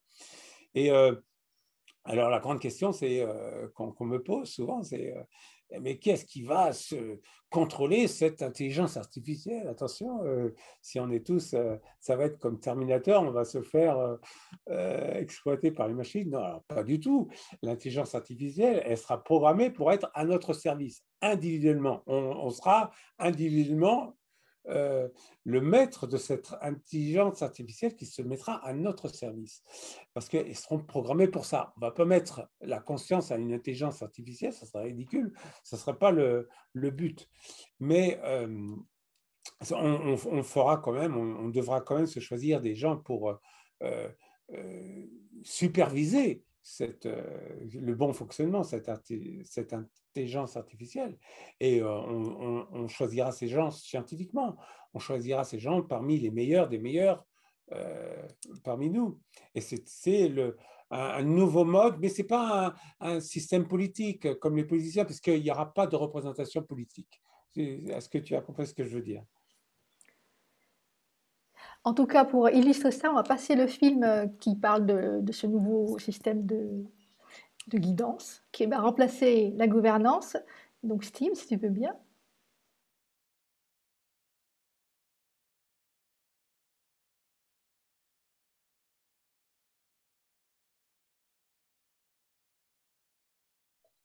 Le paradisme, c'est créer une société sans gouvernement. Les systèmes monétaires et politiques arrivent en fin de course et s'effondrent tous les deux en même temps. Cela conduira à la création d'une monnaie planétaire et d'un gouvernement mondial. C'est le remède à toutes les crises financières et la transition nécessaire vers un monde sans argent et sans gouvernement. Ce futur gouvernement mondial ne dirigera pas ou ne gouvernera pas la population. Nous devrions plutôt l'appeler administration mondiale. Il administrera, prendra soin des approvisionnements en argent, énergie, ressources, etc. Il administrera la terre mais ne gouvernera pas la population. Au paradis, il n'y a pas de pays car il n'y a pas de frontières. Il n'y a pas de prison car il n'y a pas de police. Il n'y a pas de politiciens car il n'y a pas de gouvernement. Un être humain ne peut être un esclave, un sujet ou être transformé en mouton. C'est un crime contre l'humanité. Un être humain ne peut être dirigé ou gouverné par personne d'autre que lui-même. Un être humain est le maître de sa propre vie, le créateur de sa propre destinée. La capacité à nous organiser en une société harmonieuse ne vient pas de l'existence d'un gouvernement. En fait, l'histoire est remplie d'intenses conflits entre les peuples et leurs gouvernements. Les êtres humains aspirent à être libres et c'est dans leur nature de se rebeller contre toute forme d'autorité qui essaie de les contrôler et de les conformer. Pour préserver l'harmonie et la cohésion de la société, nous devons abandonner toute idée de soumettre les gens à une autorité. Aucune autorité ne peut enlever la responsabilité de chacun de décider pour soi-même et d'en assumer toutes les conséquences.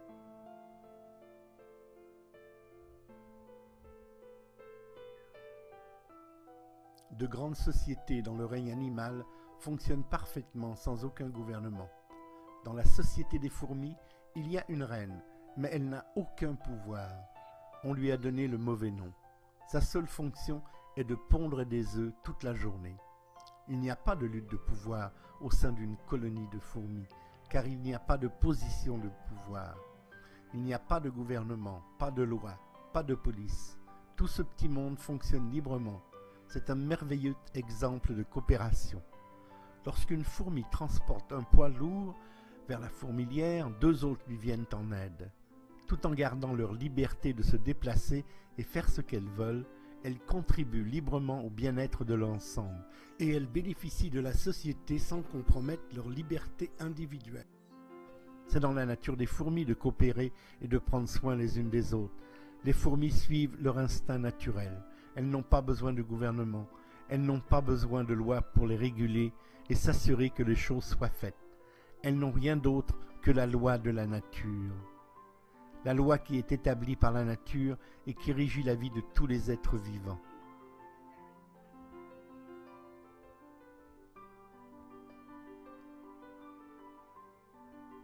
Les êtres humains sont eux aussi censés vivre en société et sont par conséquent tous nés avec cette inclinaison naturelle à coopérer, à prendre soin les uns des autres, à aimer et être aimés. En cas de besoin, ils se mettent volontairement à travailler ensemble. Ils ne vont pas travailler de façon chaotique et désorganisée, mais ils travailleront guidés par les leaders qui se seront révélés pour l'occasion. Les leaders guident sans exercer d'autorité et de pouvoir sur les autres. Ils sont reconnus pour la justesse de leurs conseils et sont capables d'inspirer les autres à participer de leur plein gré. Chaque fois qu'il y a un gouvernement ou une autorité en charge, ils ont besoin d'affirmer leur autorité sur les autres pour faire respecter leurs décisions et par conséquent, ils s'efforceront toujours de conformer les gens en moutons obéissants. Un gouvernement a besoin d'une structure pour asseoir son pouvoir, d'une armée, d'une police, car il ne peut pas fonctionner sans s'imposer par la force. Et il va faire de plus en plus de lois pour exercer toujours plus de contrôle sur le peuple. Dans la société paradiste, il y a des dirigeants, mais pas de pouvoir, parce qu'il n'y a rien à imposer par la force. Tout se fait de façon volontaire. Chaque fois qu'il y a une autorité et un pouvoir, il y a de la friction et de la résistance. Cela déresponsabilise les gens et les empêche de fonctionner selon la loi naturelle. En conséquence, cela crée plus de chaos en perturbant l'ordre naturel qui se serait établi.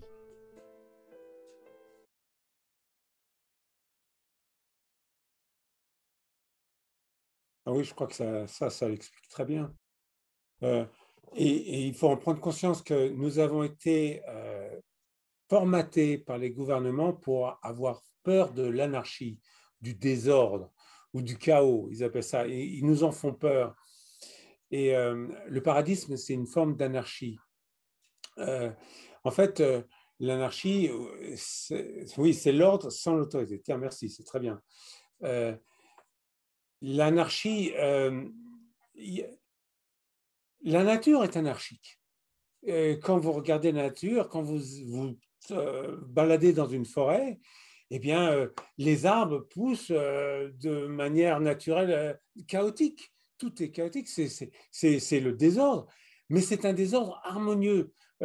Naturellement, c'est le chaos produit l'harmonie, c'est le chaos naturel qui produit l'harmonie. Il y a un ordre naturel dans le désordre, si vous voulez. Quand vous regardez une plantation faite par des humains, une plantation de pin, vous savez, vous avez toutes les lignes d'arbres là, bien alignées, c'est très rigide, mais c'est pas beau. Tout est c'est parfait, c'est très, très aligné, l'ordre est parfait, mais c'est horrible. Personne ne se promène dans des plantations d'arbres parce que c'est fait par l'humain, c'est fait pour être productif. Alors que la nature, si on laisse faire la nature, ça produit quelque chose d'harmonieux. Alors le gouvernement, c'est pareil, c'est la même image, ça va chercher à faire des êtres humains tous pareils, tous conformes, bien alignés. On parle du nouvel ordre mondial, etc. Non, il faut faire le désordre naturel. C'est ce qui va amener l'harmonie. Et c'est très important. Si on est tous pareils, ça devient dangereux. Si on pense tous pareil, ça devient dangereux. L'équilibre, c'est une succession de déséquilibres qui se compensent.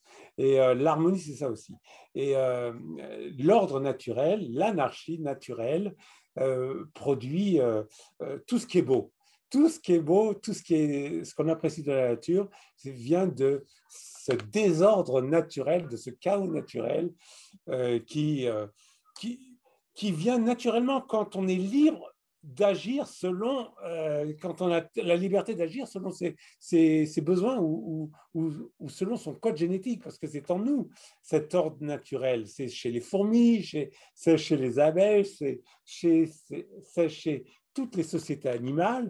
Il y a cet ordre naturel qui va se mettre en place dans leur société quand tous les individus de la société font ce qu'ils sont censés de faire, en suivant leur potentiel et leur code génétique.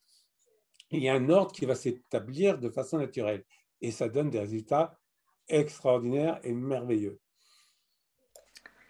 Et on peut ajouter quelque chose là, c'est que quand on comprend ce processus de l'ordre naturel, on parlait d'amour tout au début. Tout au début de cette soirée, on a parlé d'amour, mais dans l'ordre naturel, il y a la notion d'amour qui est là, puisqu'elle crée le bien-être. elle donne le bien-être à l'humain. Et les 4 piliers donc, principaux du paradis, c'est-à-dire l'amour, le progrès, le partage, la guidance, apportent le bonheur à une société. Et le bonheur, rappelons-le, ce n'est pas quelque chose qui vient de l'autre. C'est quelqu'un qui vient. C'est une sensation qui est construite en nous, par nous-mêmes. J'attends pas le bonheur de quelqu'un. Cependant, si je baigne dans un climat de bien-être, de bienveillance, où je suis là pour me réaliser, mais aussi par la même occasion offrir à l'autre mes qualités, mes compétences pour pouvoir l'aider quand il a besoin, c'est un peu ce qu'on a vu avec les fourmis. Elles sont là, il y en a une qui tire une charge, l'autre, il y en a 2 autres qui arrivent et elles vont l'aider, elles vont faire 10 pas avec elle et puis elles s'en vont, parce qu'elles ont fait que 10 pas, mais elles ont fait 10 pas. Et si l'humanité aujourd'hui comprend ce que c'est que la notion de paradisme, on arrive à une société où l'égoïsme disparaît. On rentre dans une société qui est tournée vers la réalisation de soi. C'est très important. Un verre ne peut pas déborder tant qu'il n'est pas rempli. Et donc, un individu se doit de se remplir et d'être dans un environnement qui lui permet de se remplir. Et la société, elle est assurée d'avoir des débordements de bonheur qui vont arriver les uns derrière les autres et que tout l'ensemble de la société va l'avoir, puisque là, il n'y a plus de raison d'avoir peur du lendemain. Le collectif est là pour aider l'individu et l'individu est là pour rentrer dans le collectif pour faire avancer l'ensemble. C'est ça qui est extraordinaire. C'est un état d'esprit à réussir à faire passer dans ces moments-là difficiles là, que nous connaissons. C'est maintenant qu'il faut vraiment élargir l'horizon et montrer à combien on est en mesure aujourd'hui de ne plus avoir peur d'un Covid-19 ou des tas de choses comme ça, hein, qu'il y a de la technologie, de la science, des gens qui savent, il y a de l'intelligence, il y a de l'humour, de l'humanitarisme qui sont là tout autour de nous. Il faut réussir à ne plus avoir peur de ce lendemain et de la société, mais de l'aimer, cette société, et puis d'entrer dans une phase amoureuse de la société. C'est ça qui, à mon avis, est l'étincelle. Et ça commence par soi-même. Déjà, on se regarde dans le matin dans le miroir en se disant « Waouh, combien je m'aime ». Combien j'aime mes cellules, ça va mes chéris, comment vous allez? Vous m'avez aujourd'hui porté toute la journée et vous m'avez donné la force. Eh bien, déjà commencer par aimer ce qui nous compose, ce qu'on est, et puis ensuite, débordant de cela, regarder les autres avec le même état d'esprit. Ça va très vite. Jarel disait tout à l'heure, le changement de la société, ça peut se faire en 10 ans. Avec la science, la technologie, l'état de, comment dire, on parle de singularité aujourd'hui, c'est-à-dire dans les 5-10 ans qui viennent, on va avoir une connaissance qui va arriver à profusion avec l'intelligence artificielle. On ne saura plus quoi inventer tellement il y aura de possibilités. C'est ça qui est extraordinaire. Qu'on le veuille ou non, on va être entraîné. Tout à l'heure, quelqu'un posait la question à savoir, mais qu'est-ce qui va se passer? La machine va-t-elle être le semblable de l'homme? Non, la machine restera la machine tant qu'on la programmera machine. Le jour où on partira dans l'espace et on dira à la machine, on va lui donner une conscience, on aura créé une nouvelle souche humaine qui va à son tour se développer. C'est notre avenir, ça. Nous irons vers d'autres mondes, faire ce qu'on a fait pour nous. On ira créer la vie sur d'autres mondes. Mais en attendant, il y a tout ça qui est à construire aujourd'hui, mais ce n'est pas demain qu'il faut le faire. C'est aujourd'hui, là, commencer aujourd'hui en se regardant dans le miroir, en s'appréciant, en s'aimant, en se respectant soi-même, et puis en regardant les autres et en disant comment je peux t'aider, quoi. C'est ça qui est. C'est aujourd'hui que ça commence. Pour ceux qui sont un petit peu en retard là-dessus, c'est là que ça commence. Je pense que le paradisme, mettez-le dans votre esprit comme étant un de vos buts à atteindre.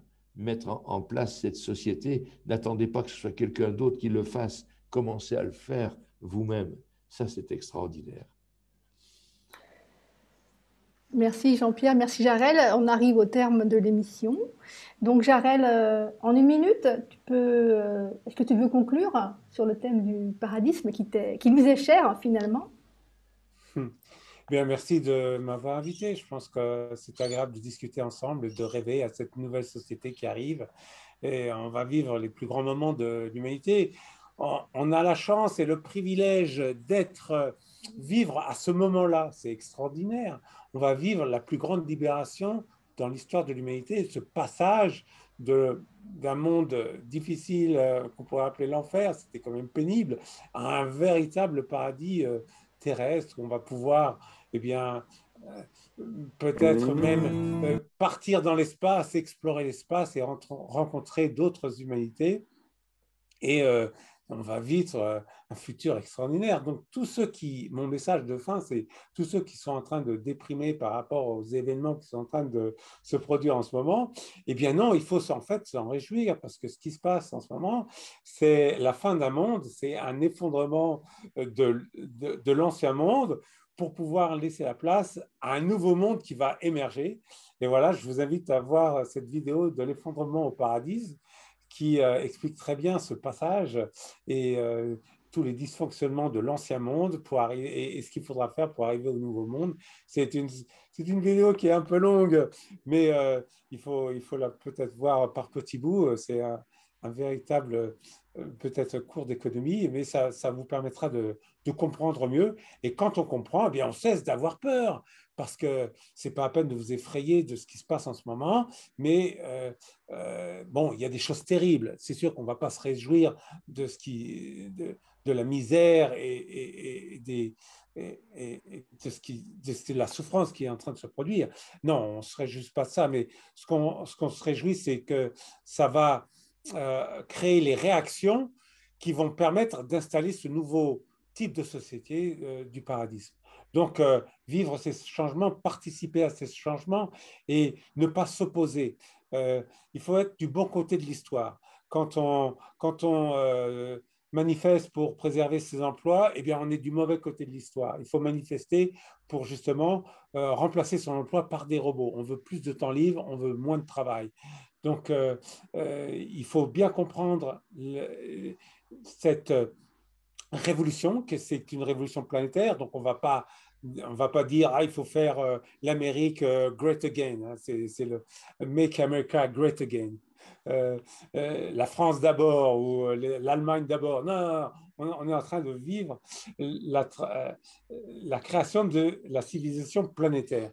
Donc, il faut penser en ces termes, que la révolution qui est en train de se produire en ce moment, c'est une révolution planétaire. Et il y a une vidéo qui s'appelle, qu'on pourrait montrer, c'est la révolution en cours. C'est aussi une vidéo importante que je vous invite à voir, qui explique cette historique des révolutions et que celle qui arrive en ce moment a cette dimension planétaire et qui est importante à considérer. Donc, c'est un très beau message pour les jeunes sur leur avenir, qui ça va être extraordinaire. Vous avez tellement de chance d'être jeune et d'être là avec toute l'énergie pour construire cette nouvelle société, cette nouvelle civilisation planétaire. C'est une chance incroyable. Donc, ne déprimez pas. Et puis, allez, debout, en marche. Et puis, faisons que ça arrive le plus vite possible, parce que ne créons pas de résistance. Voilà. Allez, on y va et on installe cette société. Et justement, on va l'installer, la société. Et je vais prendre, comment dire, 1 minute du temps qu'on a dépassé largement. Enfin, bon, 1 minute. Tu as dit, allez, debout, on y va. Eh bien, allons-y déjà par la paix, hein, puisque 3 éléments sont importants dans le message raélien. Gérer la paix à travers le monde, construire cette société paradiste, et puis édifier une ambassade pour que le lien soit fait avec nos pères et toutes les autres civilisations. Gérer la paix, générer la paix, c'est commencer à penser à la paix. À chaque fois, chaque émission, c'est 1 minute. Ayez 1 minute là. Prenez 1 minute là, en ce moment, tout de suite, pour la paix. Ressentez votre corps là, actuellement.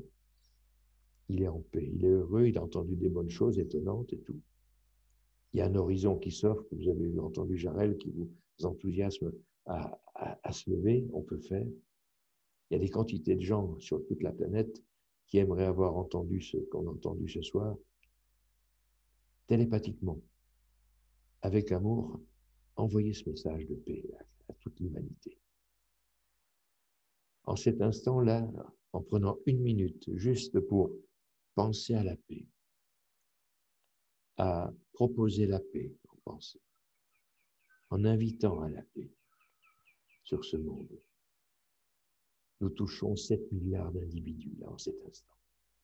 En cet instant, nos ondes d'amour, nos ondes de paix partent comme les ondes radio à travers la planète, autour de la planète, touchent le vivant. Je dis bien tout le vivant. Il y a 7 milliards de consciences là actuellement qui ramassent cette onde, qui la prennent à l'intérieur des neurones, consciemment ou inconsciemment, il y a quelque chose qui se passera et qui se passe en eux en cet instant. 7 milliards. En ce moment, vous touchez 7 milliards de personnes en pensant et en donnant la paix et l'amour.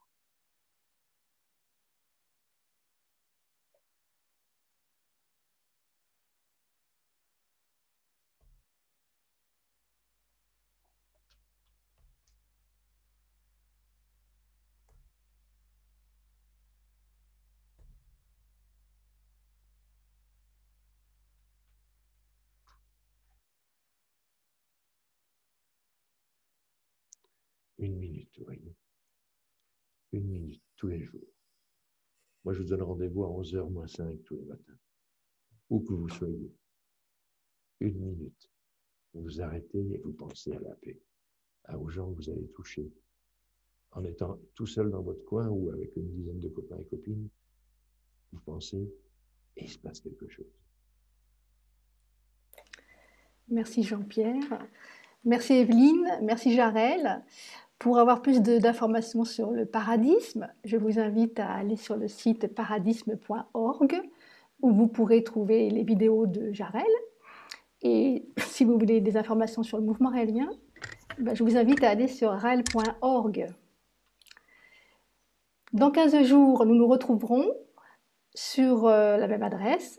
Donc je vous invite à venir, ça nous fera plaisir. Et le thème sera la surpopulation. Donc, bonne soirée et puis plein d'amour à tous. Et ah oui, je voulais dire aussi que le 1er mai, c'est la fête du temps libre, c'est la fête du paradisme. Donc, si vous avez été touché par le paradisme, n'hésitez pas à participer à cette journée internationale du paradisme. À bientôt. Au revoir. À bientôt. Merci à toute l'équipe qui nous a soutenus fortement ce soir encore. Au revoir à tous.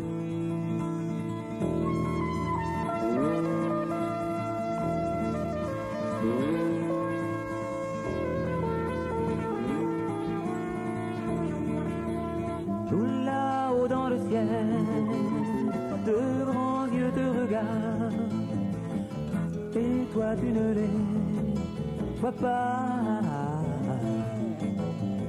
Tout là-haut dans le ciel, au milieu des étoiles, des gens vivent tout comme toi. Ça fait bien longtemps qu'ils sont venus pour créer la vie sur notre terre.